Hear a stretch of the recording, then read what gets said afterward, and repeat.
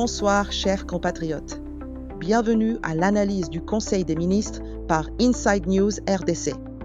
Nous nous retrouvons ce samedi 21 février 2026 pour décortiquer la 79e réunion ordinaire de l'exécutif national. La séance s'est tenue sous la direction du chef de l'État, dans une atmosphère de haute vigilance nationale. À l'Est, nos forces armées maintiennent leur position face à la coalition agressive RDF, AFC, M23 et aux terroristes des ADF. Sur le front économique, le pays navigue entre le ralentissement de l'inflation et les pressions budgétaires exercées par le Fonds monétaire international. Ma mission ce soir consiste à transformer le jargon administratif en enjeux concrets pour chaque citoyen de notre pays. Nous allons passer au crible les décisions de ce jour pour en questionner la transparence et la faisabilité réelle. Ce conseil s'est ouvert sur des dossiers vitaux, le financement de la gratuité maternelle, l'audit de la paye et la capture des flux d'or. Entre les promesses de réforme et les contraintes de notre trésorerie, l'écart demeure un sujet de surveillance citoyenne permanente. Nous analyserons également le lancement du programme d'alimentation scolaire à Kalemi et les avancées sur les réparations dues par l'Ouganda. Pourquoi ces mesures émergent-elles maintenant dans cet agenda gouvernemental? Les moyens financiers suivent-ils effectivement les ambitions affichées par les ministres? Nous exigeons une clarté totale sur l'utilisation des deniers publics et l'efficacité des politiques annoncées par nos gouvernants. Entrons immédiatement dans le vif du sujet avec le dossier sensible du financement de la santé maternelle. Le Conseil des ministres du 20 février 2026 a ordonné l'identification de mesures pérennes pour financer la gratuité des accouchements. Le chef de l'État instruit la première ministre Judith Suminwa de mobiliser les ministères du Budget et des Finances sans délai. Cette décision vise à sécuriser le programme de couverture santé universelle face au risque d'arriérés de paiement majeurs. Ce programme constitue une mesure emblématique lancée officiellement le 5 septembre 2023. Lors de la 112e réunion ordinaire tenue le 8 septembre 2023, le gouvernement recevait déjà l'ordre de renforcer ce système. Malgré des millions d'accouchements pris en charge, le dispositif repose lourdement sur l'appui extérieur du projet de nutrition et de santé TMNS. L'enjeu réside dans la survie même de cette protection sociale gratuite pour nos mères. L'accumulation des dettes envers les établissements de santé risque de provoquer une suspension des soins dans les provinces concernées. Le gouvernement tente de stabiliser ce pilier social au moment où les partenaires extérieurs attendent une prise en charge nationale autonome. La faisabilité financière de cette accélération pose une équation complexe pour notre trésor public. L'État doit combler les vides laissés par les retards de décaissement du programme PMNS financé par la Banque mondiale. La première ministère doit trouver des ressources internes dans un budget 2026, où les dépenses sécuritaires absorbent déjà une part prédominante des recettes. Pour les familles congolaises, cette décision représente la garantie de ne plus subir de rétention hospitalière pour insolvabilité. Si l'État échoue à payer les hôpitaux, la gratuité devient un slogan vide qui fragilise les cliniques de proximité. La stabilité de ce financement protège directement le panier de la ménagère face aux coûts imprévus d'un accouchement difficile. L'État congolais possède-t-il les reins assez solides pour porter seul ce projet sans le béquillage constant de la Banque mondiale? Les rapports indiquent que les arriérés de paiement s'accumulent malgré les instructions fermes datant de septembre 2023. Pourquoi avoir attendu que le système frôle l'asphyxie pour ordonner des mesures de financement dites urgentes et pérennes? La dépendance aux partenaires techniques limite notre souveraineté sanitaire et expose nos concitoyens à des ruptures de services dès qu'un financement extérieur s'essouffle. Existe-t-il un plan de secours chiffré si les appuis du PMNS ne sont plus sécurisés dans les délais impartis par les bailleurs? La pérennité de notre système de santé exige une réforme fiscale qui affecte directement des recettes au Fonds de solidarité. Il appartient désormais aux citoyens de surveiller si les mesures urgentes annoncées se traduisent par le paiement effectif des factures hospitalières. le chef de l'État a ordonné un audit rigoureux de l'état liquidatif de la paye des agents et fonctionnaires. Cette opération, coordonnée par la Première ministre avec l'Inspection générale des finances, doit livrer ses conclusions sous 30 jours. L'objectif consiste à maîtriser la masse salariale et à garantir la régularité des paiements des salaires légitimes. L'assainissement de la paye est une orientation constante du sommet de l'État. Le 2 mai 2025, lors de la 42e réunion du Conseil, le président exigeait déjà des mesures d'assainissement urgentes. Cette exigence fut réitérée le 12 septembre 2025 lors de la 58e réunion pour répondre aux pressions des institutions de Bretton Woods. Cette décision répond à l'accroissement incontrôlé de la masse salariale dû à l'engagement de nouvelles unités sans maîtrise d'effectifs. L'État doit respecter ses engagements avec le Fonds monétaire international dans le cadre de la facilité élargie de crédit. Il s'agit de protéger le salaire, droit social fondamental, contre les charges indues qui menacent la trésorerie. Boucler cet audit en 30 jours constitue un défi technique titanesque pour les services de contrôle. Le VPM du budget doit garantir la stricte concordance entre les effectifs budgétisés et les agents réellement rémunérés chaque mois.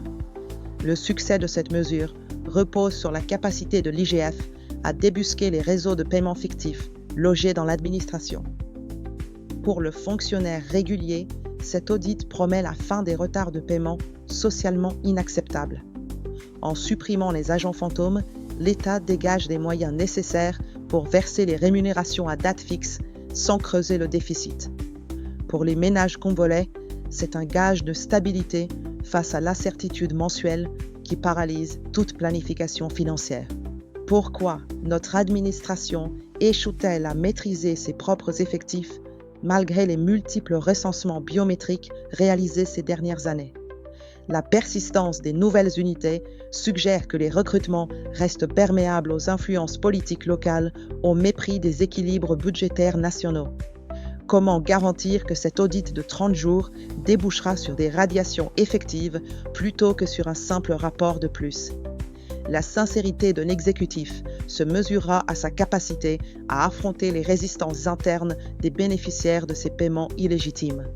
Si la rigueur budgétaire est un devoir républicain, le gouvernement parviendra-t-il à dépolitiser totalement la gestion de la paie publique? La justice salariale est le socle de la paix sociale dans notre pays.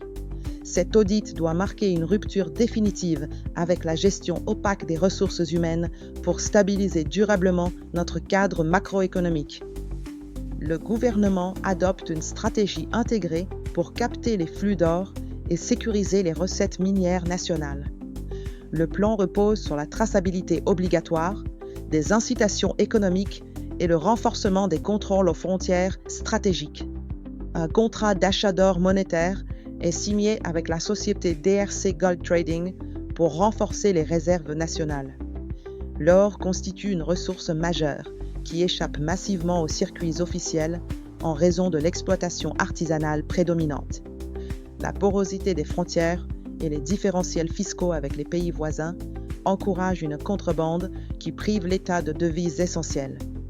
Les réseaux de commercialisation informelle alimentent une fragilisation constante de notre souveraineté économique.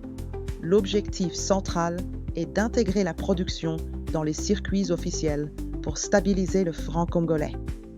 En constituant des réserves d'or monétaires aux standards internationaux, la Banque centrale du Congo cherche à se protéger contre la volatilité extérieure. Il s'agit de transformer une richesse pillée en un levier de puissance financière pour l'État. La mise en œuvre de cette traçabilité exige un déploiement technique coordonné entre les mines, les comptoirs et la BCC. L'État doit offrir des prix indexés sur le cours mondial pour concurrencer les acheteurs clandestins qui payent en liquide immédiat. Le succès dépend de la célérité des paiements aux petits producteurs et de l'intégrité des agents de contrôle aux frontières. Chaque gramme d'or sécurisé représente un financement potentiel pour les infrastructures de base. Si la BCC renforce ses réserves, la monnaie nationale gagne en stabilité, protégeant ainsi le pouvoir d'achat de nos compatriotes. La lutte contre la fraude aurifère réduit également le financement des groupes armés qui déstabilisent la sécurité des familles à l'Est. Le contrat avec DRC Gold Trading offre-t-il toutes les garanties de transparence nécessaires à une gestion saine de nos réserves? Pourquoi les détails financiers de ce partenariat stratégique ne sont-ils pas intégralement rendus publics pour rassurer l'opinion citoyenne? L'harmonisation régionale avec des voisins qui profitent historiquement de notre or est-elle une perspective crédible sans une pression diplomatique plus forte? Si l'État n'ajuste pas sa fiscalité de manière chirurgicale, comment convaincre l'orpailleur de délaisser les circuits informels plus rémunérateurs à court terme? La traçabilité nationale risque de rester théorique tant que les comptoirs agréés ne seront pas physiquement présents dans chaque zone minière reculée. La bataille de l'or est le test ultime de notre souveraineté économique. La vigilance des citoyens doit porter sur l'évolution réelle des réserves de change affichées par la Banque centrale dans les mois à venir. Le Conseil des ministres a adopté le projet d'ordonnance-loi prorogeant l'état de siège pour une durée de 15 jours. Cette mesure entrera en vigueur le 3 mars 2026 dans les provinces de l'Ituri et du Nord Kivu. Le gouvernement maintient ce régime d'exception pour permettre aux forces armées de poursuivre la neutralisation des agresseurs. L'état de siège, en place depuis mai 2021, fait face à une coalition RDF, AFC, M23 et aux djihadistes des ADF. La situation sur le terrain reste marquée par des affrontements intenses et des tentatives de coupure des axes d'approvisionnement.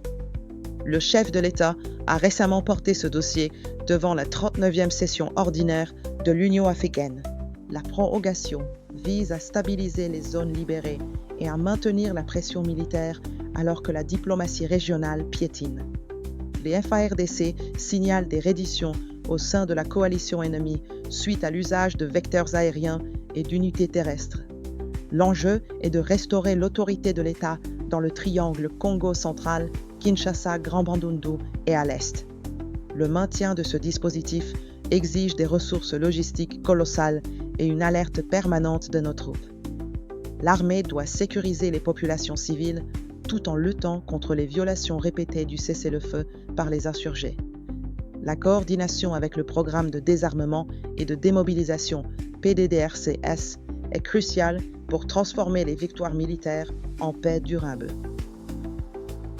Pour nos compatriotes de l'Est, cette décision signifie la poursuite des opérations de pacification nécessaires à leur sécurité. Cependant, les restrictions liées à ce régime pèsent lourdement sur la vie économique et les libertés publiques locales. La population attend l'ouverture effective des frontières, notamment avec le Burundi, pour soulager l'asphyxie des ménages isolés par le conflit. L'état de siège parvient-il encore à produire des résultats stratégiques après tant de mois de reconduction quasi automatique? Le gouvernement affirme que la pression militaire conduit à des redditions, mais le front semble stagner dans plusieurs secteurs clés du Nord Kivu. Quelle est la stratégie de sortie de ce régime d'exception pour éviter une militarisation durable de l'administration provinciale sans victoire définitive? Les fonds alloués à la défense sont-ils gérés avec la transparence qu'exige un tel effort de guerre national? La lassitude des populations civiles face aux restrictions de mouvement risque de fragiliser le soutien nécessaire aux opérations des FARDC sur le terrain. La sécurité de notre territoire national demeure la priorité absolue de la République.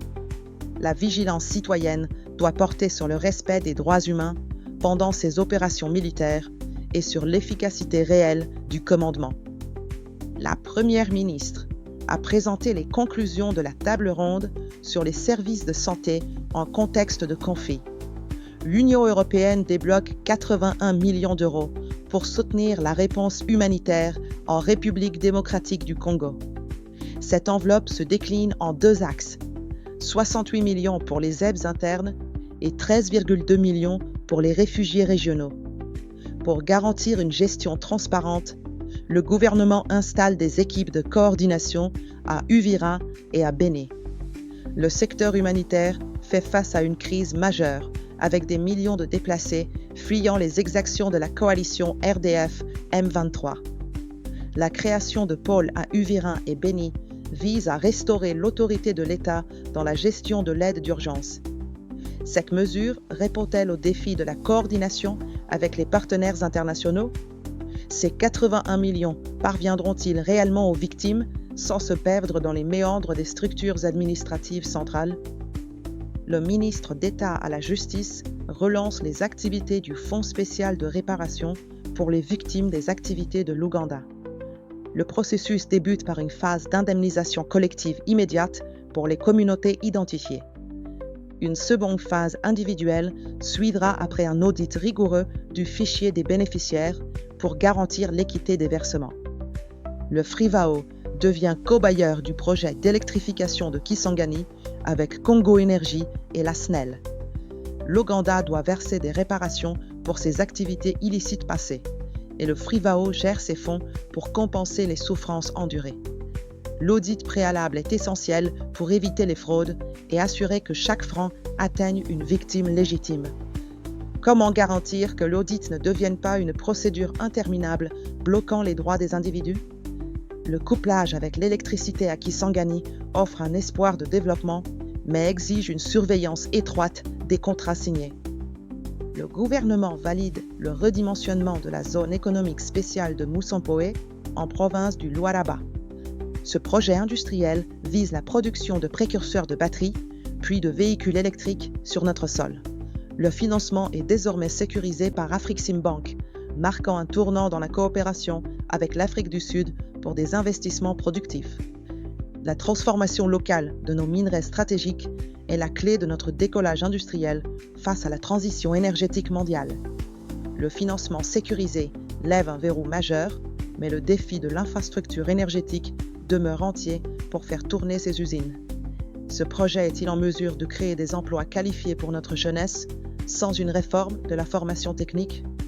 La réussite de Moussampoé dépendra de la célérité de l'administration à mettre en œuvre les incitations fiscales promises.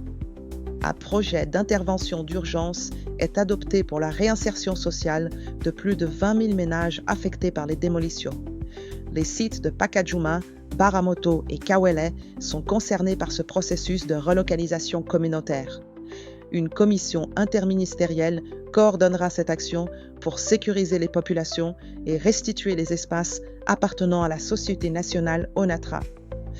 La démolition de quartiers entiers crée une crise sociale aiguë au cœur de notre capitale, Kinshasa. L'État doit concilier la récupération de son patrimoine foncier avec le devoir de protéger les familles désormais sans abri. Les ressources allouées à cette réinsertion seront-elles suffisantes pour garantir des conditions de vie dignes aux déplacés urbains? La transparence dans l'attribution des nouveaux sites de relocalisation sera le critère de réussite de cette commission interministérielle. La ministre de l'Éducation nationale lance officiellement le programme d'alimentation scolaire à Kalemi, avec l'appui de l'Agence française de développement. Le modèle repose sur des cantines alimentées par des jardins potagers locaux pour illustrer le lien entre production et nutrition. Cette initiative s'inscrit dans la vision du gouvernement pour améliorer l'apprentissage et lutter contre la malnutrition. Le taux de malnutrition en milieu scolaire affecte directement les capacités intellectuelles de nos enfants dans les provinces reculées. En liant l'agriculture locale aux écoles, le gouvernement espère stimuler l'économie rurale tout en maintenant les élèves en classe. Ce programme possède-t-il la capacité de s'étendre sur l'ensemble du territoire avec les seules ressources nationales? La dépendance à l'aide de l'AFD souligne la fragilité des financements propres de notre éducation nationale. Le Conseil a adopté le décret portant mise en œuvre de la politique nationale de la formation professionnelle dans notre pays. Ce texte consacre ce secteur comme un levier de croissance économique et d'insertion sociale pour la main-d'œuvre congolaise. L'objectif est de doter la nation de travailleurs qualifiés répondant aux standards internationaux pour les grands projets industriels. Le marché du travail congolais souffre d'une inadéquation entre les diplômes académiques et les besoins réels des entreprises minières et industrielles. Ce décret répond à l'urgence de qualifier nos jeunes pour qu'ils ne soient pas exclus des chantiers de demain. Les centres de formation seront-ils dotés de matériel moderne pour assurer une instruction de qualité? Une politique sans budget d'équipement risque de rester une simple déclaration d'intention administrative sans impact réel. Le Conseil valide la mise à la retraite d'une 4e vague de 1200 agents de carrière des services publics de l'État. Cette mesure vise le rajeunissement qualitatif de l'administration sur la base du mérite. Parallèlement, le ministre du Plan impose la maturité des projets comme condition pour le budget 2027. Cette règle doit stopper l'inscription de projets improvisés qui engendrent des surcoûts et des retards systématiques. L'État cherche à assainir la chaîne de l'investissement public. Le départ de ces 1200 agents sera-t-il compensé par des recrutements transparents? Le ministre des Télécommunications présente un plan pour garantir un accès fiable aux services numériques dans nos provinces. Le projet prévoit le déploiement effectif de la TNT dans 56 villes pour moderniser l'audiovisuel national. Sur le volet des droits humains, une commission rédige le rapport sur les violations commises durant 12 mois d'occupation à Goma. Ce travail implique la société civile pour documenter les massacres et exiger justice au niveau international. Quand verrons-nous enfin la fin des zones blanches numériques dans nos territoires ruraux? Le gouverneur de la BCC signale une décélération de l'inflation, établie à 2,18% en glissement annuel, contre 10,64% en 2025. Le franc congolais affiche des fluctuations légères sur les marchés interbancaires et parallèles grâce à une gestion rigoureuse de la monnaie. Le gouverneur recommande la perception des impôts exclusivement en monnaie nationale pour soutenir la demande du franc. Cette stabilité apparente se traduira-t-elle par une baisse réelle des prix des produits de première nécessité sur nos marchés? Le 19 février 2026, la CENI a officiellement transféré les données biométriques des électeurs à l'Office national d'identification de la population. Sur le plan sécuritaire, l'opération Ndobo a permis l'arrestation de 76 présumés criminels dans le Haut-Katanga.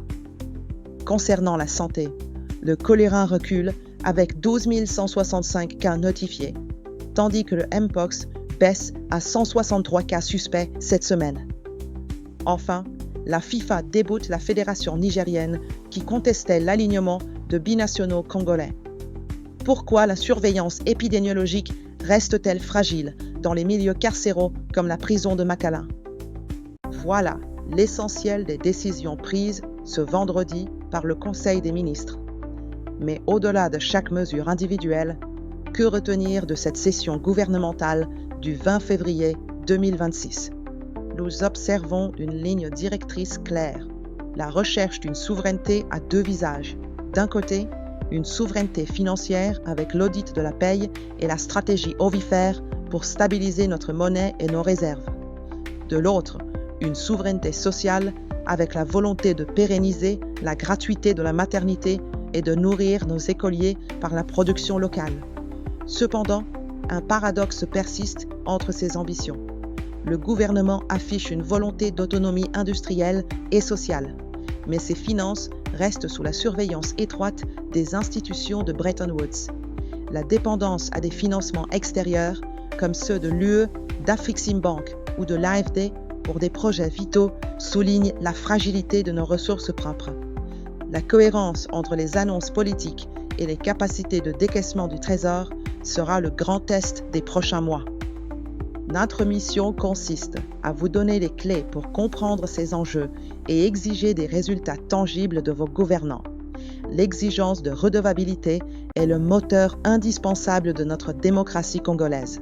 Les promesses de ce Conseil, qu'il s'agisse de l'audit de la paye ou de la traçabilité de notre or, doivent se transformer en actes mesurables pour le peuple. Rendez-vous samedi prochain pour décrypter ensemble les prochaines décisions du gouvernement. En attendant, je vous invite à visionner notre dossier spécial Inside News Review intitulé Le système bancaire en RDC, une ponction organisée. Vous pouvez aussi consulter notre analyse La RDC, le théâtre des grands projets. Que Dieu bénisse la République démocratique du Congo. Ici Noémie pour Inside News RDC.